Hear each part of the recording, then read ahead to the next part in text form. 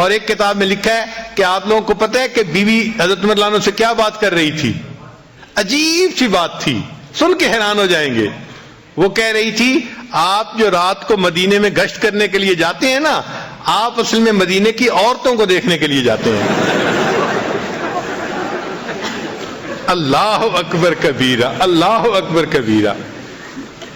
یعنی حضرت عمر رضی اللہ عنہ کا مقام دیکھیں کہ جن کو نبی علیہ السلام فرماتے ہیں کہ جس راستے پہ عمر جاتا ہے شیطان اس راستے کو چھوڑ دیتا ہے. جن کی دعائیں نبی علیہ السلام نے مانگی، جو اسلام کے لیے مؤید اور مددگار بن کے آئے، اور جو خلیفہ راشد تھے، ان کے بارے میں بیوی کی سوچ دیکھو، الگ سوچ ہے نا ذرا. تو وہ کہنے لگی کہ آپ تو رات کو پہرا جو دیتے ہیں نا مدینے میں جا کے، تو اس لیے دینے جاتے ہیں کہ آپ چاہتے ہیں کہ میں مدینے کی عورتوں کو جا کے دیکھوں. تو عورتیں ہیں بیچاری ناقصات العقل، اس لیے ان کو کہا گیا. تو وہ اس قسم کی باتیں سوچ لیتی ہیں، ذہن میں رکھ لیتی ہیں، اور کئی مرتبہ الٹی سیدھی بات کر مارتی ہیں. تو ان سے تحمل مزاجی ہی سے پیش آنا چاہیے. نبی علیہ السلام نے یہی بات سکھائی.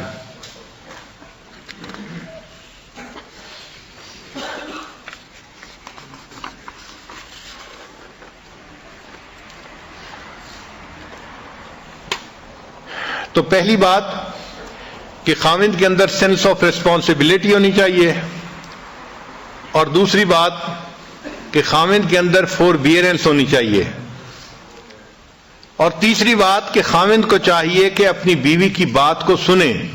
یہ ایک ایسی غلطی ہے جو آج کے زمانے میں بہت سارے لوگ کرتے ہیں. فرصت ہی نہیں ہوتی بیوی سے بات سننے کی. حالانکہ اللہ تعالیٰ نے بیوی کی وائرنگ ہی ایسی کی ہے کہ جب خاوند شام کو گھر آتا ہے تو وہ اپنے گھر کی ساری کارگزاری سنائے بغیر نہیں رہ سکتی. وہ بات اس کے منہ سے نکلنی ہی ہوتی ہے. لیکن خاوند اگر اس کی بات نہیں سنتا تو پھر اس کا نقصان ہوتا ہے. اس نے بات تو کرنی ہے، وہ پھر یا اپنی کسی کلاس فیلو سے کرے گی، یا بہن سے کرے گی، یا اپنی والدہ سے کرے گی. اور جب وہ کسی تیسرے سے بات کرے گی تو ان کے مشورے ضروری نہیں کہ کوئی بہت مناسب ہوں اور جچے تلے ہوں، وہ الٹے سیدھے مشورے بھی ہو سکتے ہیں.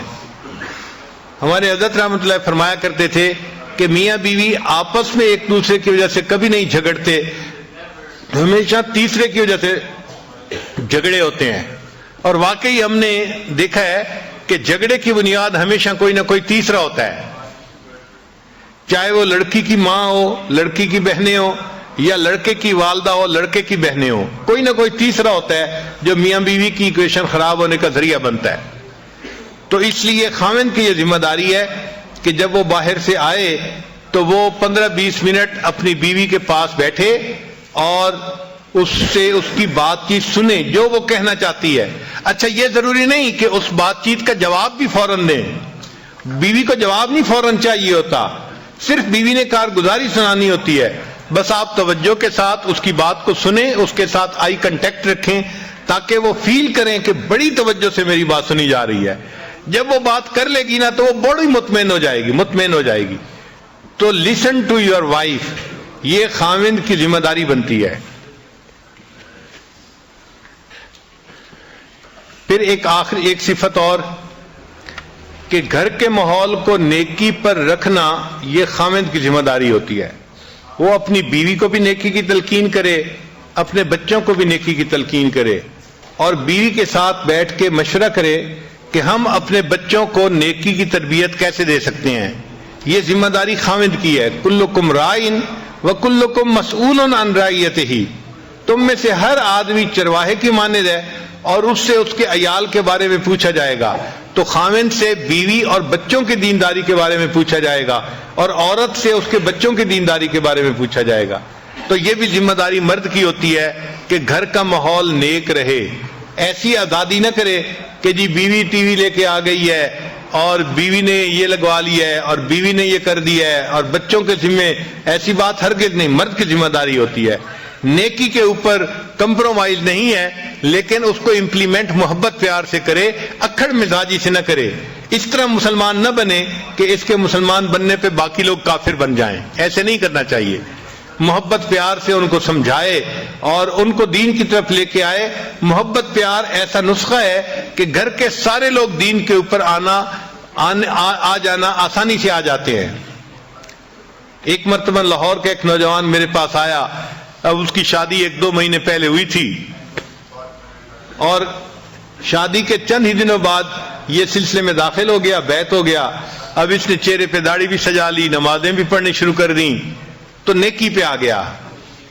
اللہ کی شان کے ایک دن میرے پاس آیا, غصے میں تھا. میں نے پوچھا خیریت ہے؟ کہنے لگا بس حضرت کیا بتاؤں, یہ جو میری بیوی ہے نا, اس نے بس مجھے بہت ستایا ہوا ہے. میں نے پوچھا کیا ہوا؟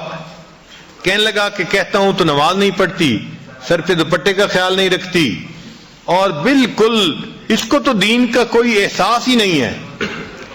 یہ تو اس نے تو میرا جو ہے نا جینا حرام کر دیا ہے. خیر خوب اس نے غصے میں چند باتیں کہیں. تو جب اس نے غصے میں باتیں کر لیں تو پھر میں نے اس سے پوچھا کہ اچھا یہ بتاؤ کہ جب شادی ہوئی تھی اس وقت آپ دیندار اسی طرح تھے جیسے آج ہیں, یا آپ بھی اسی طرح کے تھے؟ کہتے نہیں جی اس وقت تو میں بھی نمازیں نہیں پڑھتا تھا. اصل میں شروع میں دونوں ایک ہی جیسے تھے اور آپس میں پسند کی شادی تھی یہ. تو میں نے کہا کہ بھائی آپ بھی اسی جیسے تھے اور آپ بھی نمازیں نہیں پڑھتے تھے, تو آپ نے ایسی ہی بیوی پسند کی, تو بیوی تو وہی ہے نا, کوئی بدلی تو نہیں ہے. مگر فرق یہ پڑا کہ آپ نے اس مجلس میں آنا شروع کیا اور آپ نے دین کی باتیں سنی تو آپ نے دین کو قبول کر لیا اور اب آپ کی زندگی نیکی دینی والی بن گئی ہے. کہنے لگے ہاں یہ بات تو ٹھیک ہے. میں نے کہا یہ بتائیں کہ آپ کی بیوی نے کتنی نصیحتوں کی محفل اٹینڈ کی ہے؟ کہنے لگے وہ تو نہیں آتی. میں نے کہا کوئی اور دینی محفل اٹینڈ کی ہو جہاں اس کو دین کی طرف کسی نے ترغیب دی ہو, بلایا ہو؟ کہنے لگا نہیں. میں نے کہا پھر وہ کیسے دوپٹہ کرے گی سر کے اوپر اور کیسے وہ پردے کا خیال کرے گی, نمازیں پڑھے گی؟ اس کو تو سمجھانے والا کوئی ہے ہی نہیں. آپ کو تو سمجھانے والے مل گئے, اس کو تو نہیں نہ ملے. تو اب اس کو فیل ہوا کہ بھائی حضرت جی مجھے آہستہ آہستہ نا اس بات پہ لے آئیں گے کہ اچھا اس کو محفلوں میں لایا کرو, تو یہ تو کام لمبا ہو جائے گا نا. اور وہ تو جلدی حل چاہتا تھا کہ حضرت جی مجھے کہیں وہ نماز نہیں پڑھتی, تم جاؤ ذرا اس کو سیدھا کرو. خیر جب میں نے دیکھا کہ بھائی یہ خاموش تو ہو گیا ہے لیکن اس کے دل سے ابھی غصہ ختم نہیں ہوا, تو پھر میں نے اس سے بات کی. میں نے کہا دیکھیں آپ ہر سنت پہ اب عمل کرنے لگ گئے ہیں نا. کہنے لگا جی میری کوشش ہوتی ہے ہر بڑی اور ہر چھوٹی سنت کے اوپر عمل کروں, میری پوری زندگی سنت کے مطابق ہو جائے, اور آپ بھی یہی تلقین کرتے ہیں. میں نے کہا اچھا میں آج آپ کو ایک سنت بتاتا ہوں, آپ اس کے اوپر عمل کریں. کہنے لگا جی. میں نے کہا آپ واپس جاتے ہوئے کسی دکان سے مٹھائی کا ڈبہ ساتھ لے جائیں اور جب گھر جائیں تو دسترخوان پہ جب ڈبہ رکھا جائے تو اس میں سے مٹھائی کا ایک پیس اٹھا کے اپنی بیوی کے منہ میں ڈالنا. جب میں نے کہا تو مجھ سے پوچھتا جی. میں نے کہا بھائی میں فارسی نہیں بول رہا, میں آپ کی زبان میں ہی آپ سے گفتگو کر رہا ہوں کہ آپ ایک مٹھائی کا ڈبہ لے کے جائیں اور بیوی کو ہدیہ دیں, اور جب دسترخوان پہ وہ ڈبہ رکھا جائے تو اس میں سے ایک پیس اٹھا کے تو اپنی بیوی کو مٹھائی کھلائیں. جب میں نے کلیئر لفظوں میں پھر کہا پھر اس کو بات سمجھ میں آئی. کہنے لگا جی بہت اچھا. خیر وہ بندہ چلا گیا. اللہ کی شان کے چند دنوں کے بعد وہ آیا اور اس کی آنکھوں سے آنسو تھمتے نہیں تھے. میں نے پوچھا کیا ہوا؟ کہنے لگا حضرت خوشی کے آنسو ہیں. میں نے پوچھا کس خوشی کے؟ کہنے لگا کہ میں جاتے ہوئے مٹھائی کا ڈبہ لے کے گیا اور گھر والوں نے پوچھا, بیوی نے کہ یہ کیا لائے؟ تو میں نے کہا میں آپ کے لیے گفٹ لے کے آیا ہوں. تو بڑی حیران ہوئی, اچھا آپ میرے لیے گفٹ لے کے آئے ہیں؟ میں نے کہا ہاں. تھوڑی دیر کے بعد پھر کھانے کا وقت آیا تو کھانے کے دسترخوان پر کھانا لگ گیا اور وہ مٹھائی کا ڈبہ بھی وہیں تھا. کہنے لگے میں نے آپ کی جو ہے وہ نصیحت کے مطابق مٹھائی کا ایک پیس اٹھایا اور ایک گلاب جامن میں نے اپنی بیوی کے طرف کیا, تو وہ میری طرف دیکھنے لگی کہ کیا مطلب ہے. میں نے کہا کہ یہ میں تمہیں خود اپنے ہاتھوں سے کھلانا چاہتا ہوں. کہنے لگے وہ حیران. خیر اس نے وہ گلاب جامن تو کھا لیا. پھر اس کے بعد تھوڑی دیر وہ سر جھکا کے بیٹھی رہی، کچھ سوچتی رہی.